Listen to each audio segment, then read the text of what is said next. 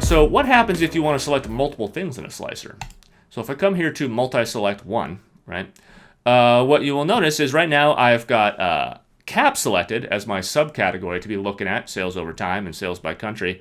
But what if I want to look at caps and socks together? Well, if I try and just click on socks, I go from looking at caps to looking at socks. That's not what I want. How do I select multiple at once? This is pretty darn easy.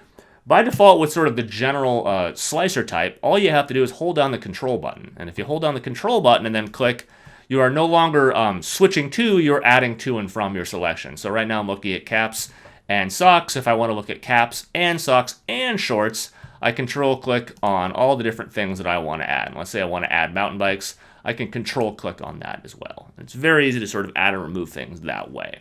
Okay. Now that's not the only way to do it. I think it's probably the most common, but just sort of completeness. One thing that your report author can do is when they set up a slicer, they could choose to have a different sort of mode of slicer.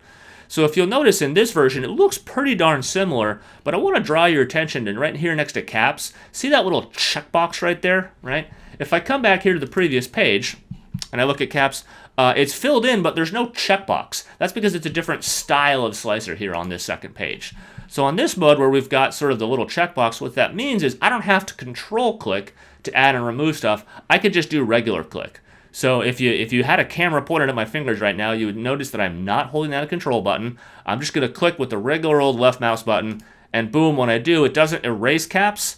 It it sort of adds it to the selection or removes it from the selection. So I could add, jerseys and hydration packs, all that stuff. Now, granted, mountain bikes is sort of eating up all the stuff here, so I'm going to click on mountain bikes. It's such a big category, it's hard to see other changes. And what the heck, I'll click on tires and tubing. And you can see little changes as I sort of add or remove stuff in there, right? Okay, so that's how that works. That works quite nicely. I do want to point out that if you've got this style of checkbox, one of the things that a report author can do, and will often do, is when they turn on this mode of sort of checkboxes, which is to say add and remove from the slicer selection rather than override, they will often have a little button at the top for select all. And this is quite handy. So let's imagine for a second that what I want to do is I want to look at everything on this list except jerseys. That's actually kind of challenging, right? Because then I have to click on every single thing except jerseys. And this isn't even that long of a list. If you imagine 100 items, that'd take a long time. But with this select all button, what I could do is I could click select all. It chooses everything. And then all I have to do is unclick jerseys. And just like that, I've got the selection that I need. And that's pretty much it. These things aren't that complicated, and they make it pretty easy to sort of navigate and slice and dice inside your reports in Power BI.